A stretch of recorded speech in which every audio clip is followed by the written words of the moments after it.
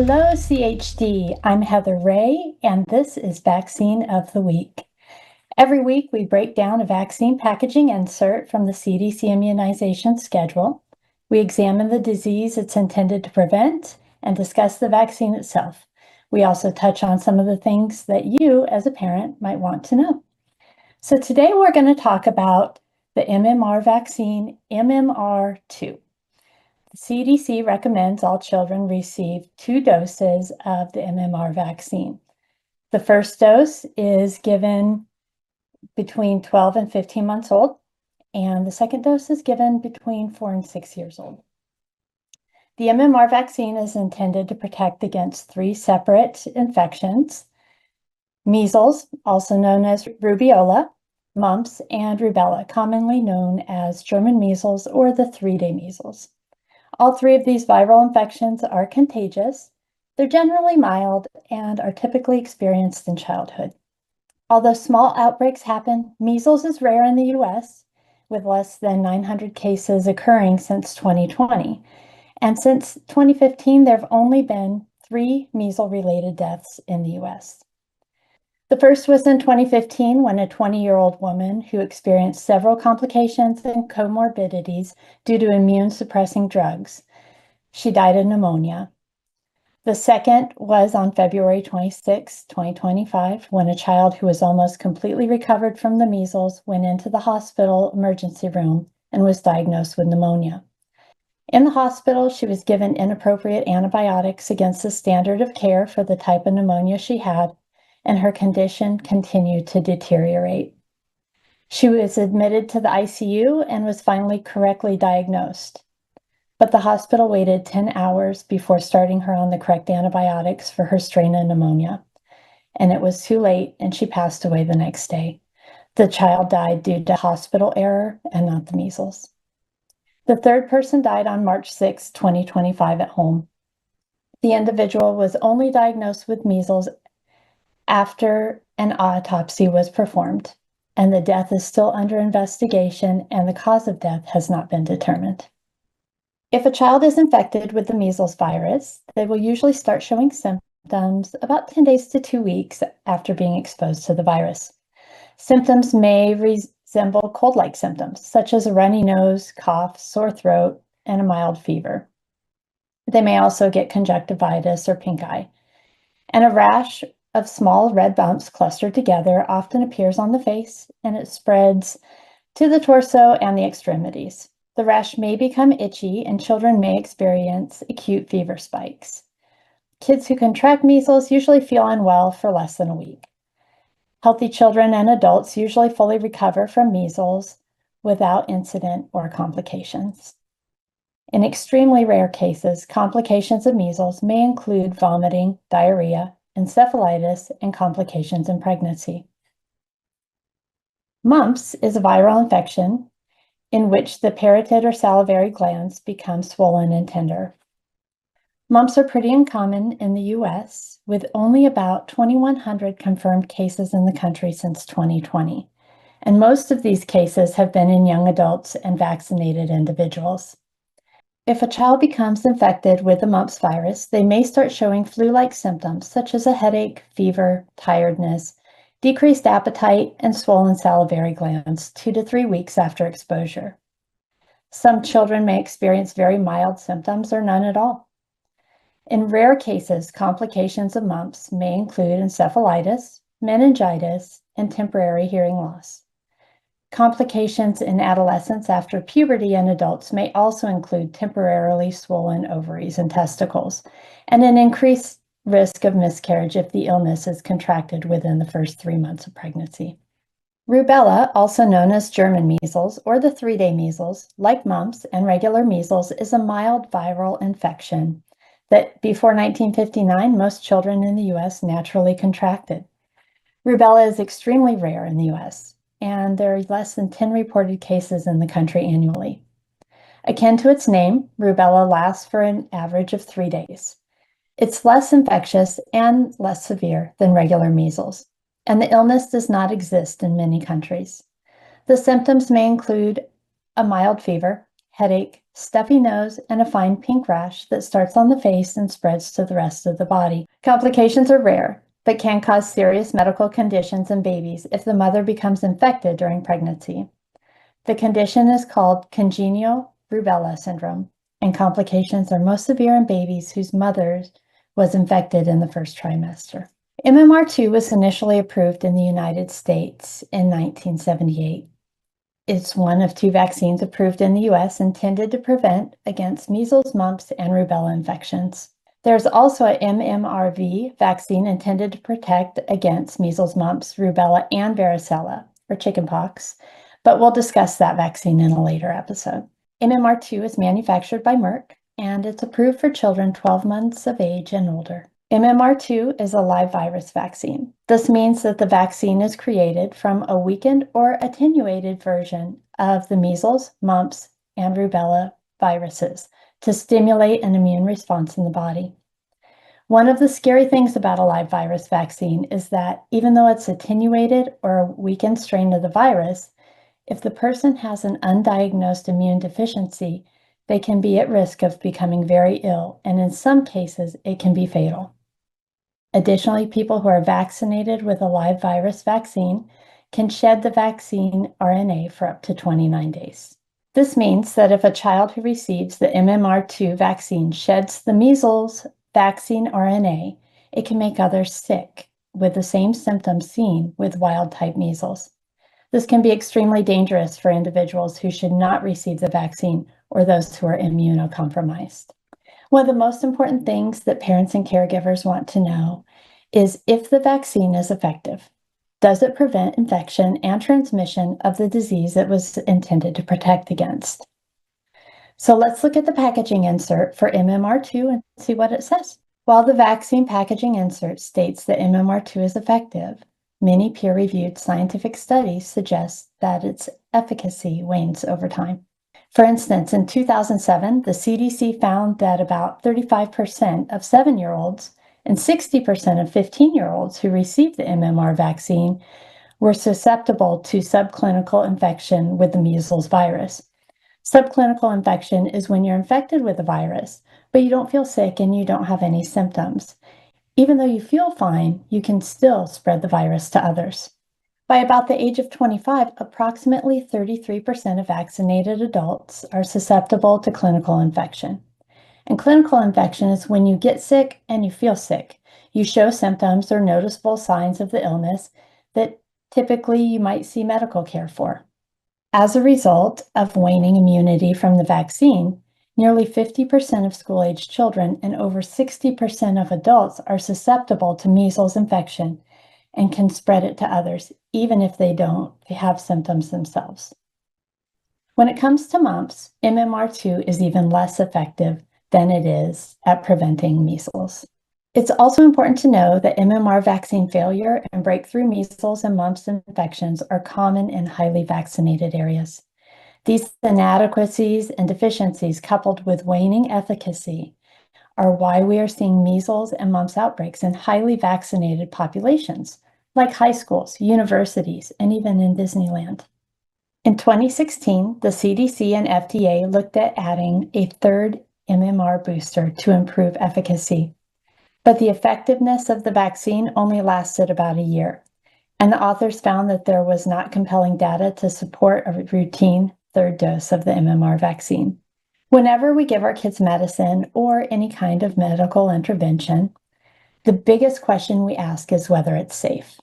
The most important question we can ask about the MMR2 vaccine is it safe for children? If we scroll down to section 5, we can see that the packaging insert warns that the MMR2 can cause febrile seizures, which are seizures induced by a high fever. According to an article in the BMJ, febrile seizures occur in about 1 in every 640 kids who receive the MMR vaccine, and in about 5,700 children under 18 months old in the US each year. The packaging insert also warns that the MMR2 vaccine can cause thrombocytopenia, which is a low blood platelet count and can lead to serious blood clotting issues. It also cautions children who have allergic reactions or sensitivities to eggs, a family history of immunodeficiency, or who are taking immune globulins or transfusions. Because MMR2 is a live virus vaccine, it's contraindicated for people who are pregnant, immunocompromised, who have a fever, or are on certain medications, or have sensitivities or allergies to any component of the vaccine. We know individuals can contract vaccine-associated measles from those who were vaccinated within 28 days prior to exposure, and that breakthrough infections and vaccine-associated measles can mimic the same exact symptoms as the wild-type virus. If individuals who the vaccine is contraindicated for are exposed to a breakthrough case or an outbreak of vaccine-associated measles, it could put those individuals at risk.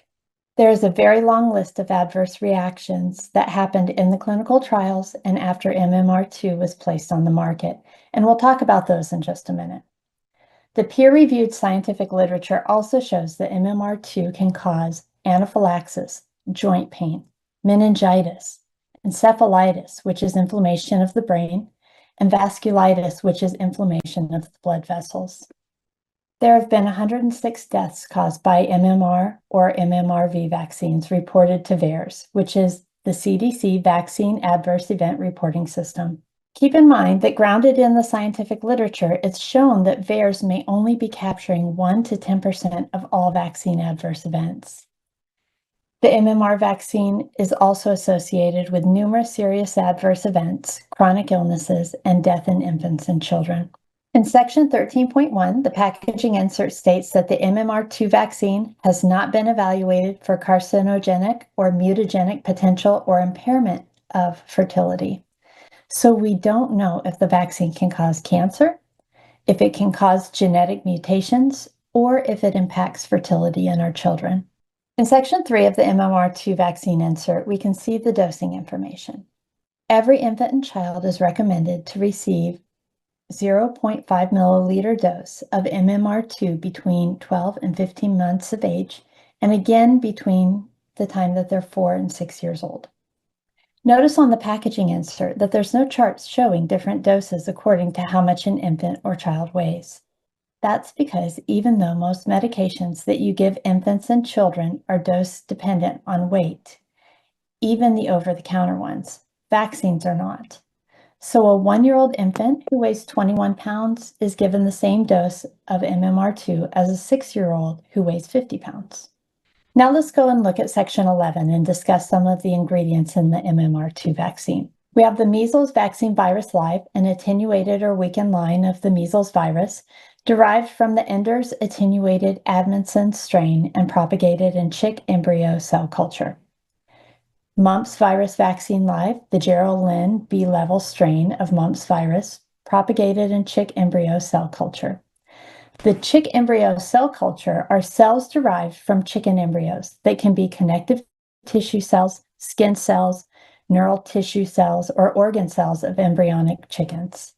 It also contains the rubella virus vaccine live, the Wistar RA 27.3 strain of live attenuated rubella virus propagated in WI-38 human diploid lung fibroblasts. The rubella live virus vaccine is made from aborted fetal cells. The WI-38 human diploid lung fibroblasts, in which the Wistar RA 27/3 strain of live attenuated rubella virus was propagated in, was also made from aborted fetal cells. This is not the same baby who contracted congenital rubella syndrome in the womb, but a different baby who was electively aborted during the second trimester, and her lung tissue cells were used to make the culture to propagate the Wistar RA 27/3 strain of the live attenuated rubella virus. Things to consider anytime aborted fetal cell lines are used are that some people have religious and moral reservations regarding the use of aborted fetal cells being injected into their body or the bodies of their children. When using aborted fetal cells, we just don't know if the cell lines are passing oncogenic or cancerous material or not. Sorbitol is another ingredient in the vaccine. Sorbitol is a sugar alcohol used in things like diet soda or sugar-free candies. It's used as a stabilizer and also a bulking agent. However, it can cause side effects like severe gastrointestinal issues, wheezing, tightness in the chest, and trouble breathing, fast heartbeat, seizures, muscle pain, rash, and blurred eyesight. Sucrose. Sucrose is a regular sugar that can be derived from the sugar cane or sugar beets. Hydrolyzed gelatin. This is the gelatin derived from pigs, and it's used as a stabilizer to protect the live virus against the effects of temperature. Things to consider regarding gelatin are some religious communities may be concerned about the use of gelatin in vaccines due to the religious dietary laws. And there have been allergic reactions to gelatin. Recombinant human albumin. This is a genetically engineered version of human albumin protein, where a human albumin gene, which is located on chromosome 4 of the human genome, is inserted into a host organism, typically a yeast like Saccharomyces cerevisiae cells, where it grows this modified human albumin protein that is harvested and used as a stabilizer and prevents degradation of the vaccine during storage. Fetal bovine serum. This is a component of blood collected from the fetuses of pregnant cows when they go to the slaughterhouse. It's used to grow cells for the vaccines. Other than the obvious ethical reservations that people may have regarding how the serum is collected, it's shown that the use of FBS in cell culture carries disadvantages related to the presence of contaminants such as endotoxins, mycoplasma, viruses, and prion proteins. The composition of the serum can vary from lot to lot. Neomycin. Neomycin is the active ingredient in Neosporin. It's an antibiotic used to treat or prevent certain bacterial infections. In 2019, due to safety concerns and toxicity, neomycin sulfate was withdrawn from the market, and it's no longer considered safe. Side effects from neomycin can include hearing loss, nephrotoxicity, which is kidney damage or dysfunction, and neuromuscular blockade, which results in muscle paralysis. It can also cause bowel blockage, balance issues, Parkinson's disease, and other side effects. Although the drug has been discontinued in several forms, it's still used in the MMR2 vaccine. The packaging insert lists other buffers and media ingredients, but it doesn't tell us what those are. However, when we go to the National Library of Medicine's website, we can see that sodium chloride and sodium phosphate are also listed as ingredients. Sodium chloride is regular table salt. It helps dilute and maintain stability of other vaccine ingredients, and it may be used to reconstitute the lyophilized vaccine components. Sodium phosphate is a category of salts using sodium and phosphate. It's used as a stabilizer and as an emulsifier in things like processed cheese and instant pudding. It's also used as a fertilizer, a cleaning agent, and a stain remover. Sodium phosphate comes with a harsh warning of permanent kidney damage and death, and it may cause other serious side effects like seizures, fainting, and irregular heartbeat.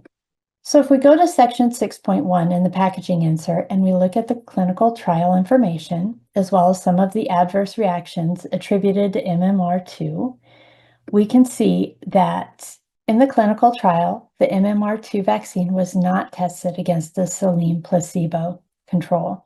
Instead, the manufacturer focused on comparing different formulations of the MMR vaccine to each other, different administration routes, and measuring antibody responses in previously seronegative or antibody-negative children.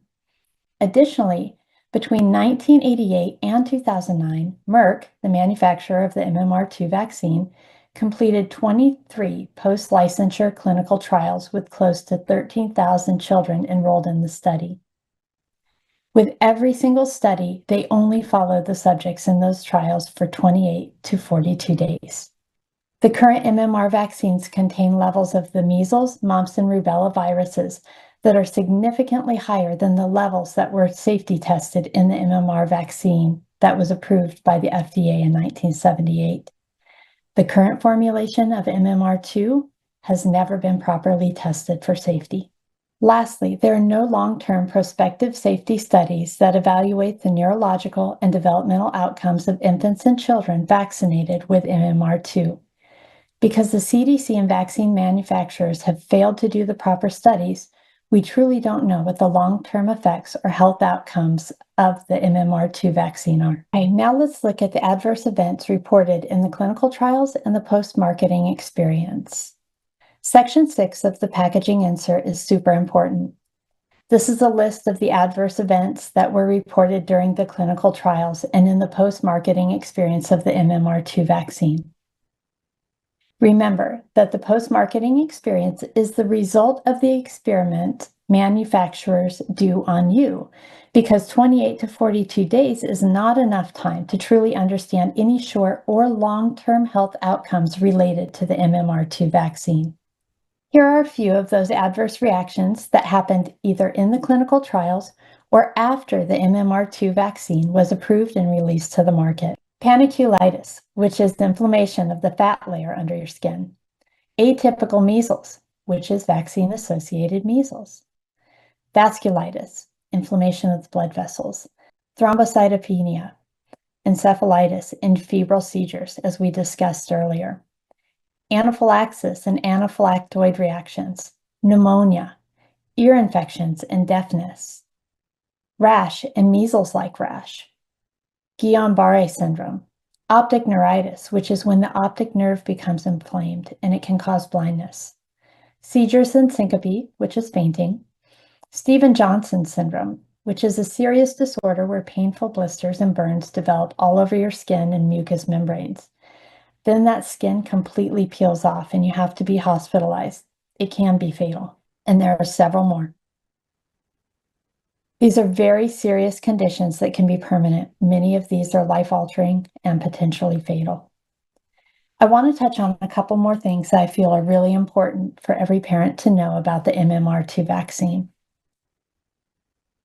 While the measles vaccine is credited for preventing millions of deaths in the US since it was originally introduced in 1963, if you look at this chart from the CDC, measles deaths in the US were on a rapid decline before 1920 and were quite low by the early 1950s.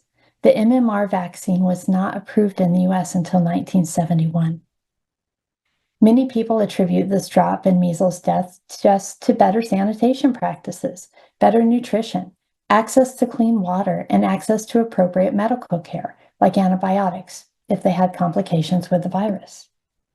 Measles is a self-limiting infection that is generally mild and rarely causes serious complications like encephalitis or death. Before the measles mass vaccination campaign came about, most children contracted the infection before they were 15 years old, and then they had lifelong immunity to the virus. Complications from measles, mumps, and rubella are very rare, especially if they are contracted after birth and in children who have normal vitamin A levels. In 1998, Dr. Andrew Wakefield published a paper in The Lancet that investigated the timing of when the MMR vaccine was given to children and the relationship to a gastrointestinal disorder often seen in individuals diagnosed with autism. Although the paper was scientifically sound, Wakefield was publicly ostracized, and the paper was retracted. In 2004, the CDC looked at the odds of a child receiving an autism diagnosis after being vaccinated with the MMR. They found that boys who received the MMR vaccine on time were 67% more likely to be diagnosed with autism than boys who received the MMR vaccine after their third birthday. Sadly, instead of being honest about the results so parents could have informed consent and decide for themselves if the benefit of the vaccine was worth the risk, the CDC dismissed the results and tried covering up the findings. When CHD's Chief Scientific Officer, Dr. Brian Hooker, obtained data from CDC scientist and co-author of the study, Dr. William Thompson, he reanalyzed the data and found that the CDC hid the fact that the odds of receiving an autism diagnosis nearly quadrupled for Black boys when they received the MMR vaccine before their third birthday, compared to receiving the vaccine after they turned 3 years old. 10 years after the initial CDC study, Dr. William Thompson blew the whistle on the CDC and admitted to destroying this evidence to cover up the connection between the MMR vaccine and autism. He said, quote, I regret that my co-authors and I omitted statistically significant information on our 2004 article published in the journal Pediatrics. The omitted data suggested that Black male children who received the MMR vaccine before age 36 months were at an increased risk for autism. Kids who receive the MMR vaccine before their third birthday also have a much higher risk of being diagnosed with isolated autism than kids who were vaccinated after they turned 3. The MMR vaccine is also shown to cause a higher risk of autism, neurological diseases, gastrointestinal diseases, and atopy, which is a genetic predisposition to develop allergic diseases like asthma, eczema, and allergic rhinitis. Many people assume that receiving the MMR2 vaccine is safer than the measles, mumps, and rubella infections it's intended to prevent. But when we look at the MMR2 packaging insert, it raises some serious red flags about the safety and research behind the vaccine. The risk of serious adverse events after receiving the MMR2 vaccine is concerning. And with only a small percentage of adverse events from the MMR2 vaccine being reported to VAERS, vaccine injury surveillance is extremely limited. We don't know if the vaccine causes cancer or genetic mutations or fertility issues down the road. We don't know the long-term effects and the health outcomes of the MMR2 vaccine because the clinical trials only followed subjects for less than 6 weeks, and the current formulation hasn't even been safety tested. In fact, an MMR vaccine literature review of 60 MMR vaccine studies from the Cochrane Library states, the design and reporting of safety outcomes in MMR vaccine studies, both pre and post-marketing, are largely inadequate. In 2002, a Danish study showed that the potential risk of permanent disability from the MMR vaccine far exceeds the risk of death or permanent disability from the measles, mumps, and rubella viruses.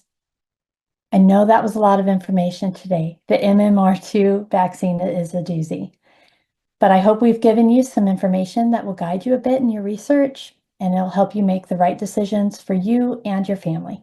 Thank you for watching, and I'll see you next time on Vaccine of the Week.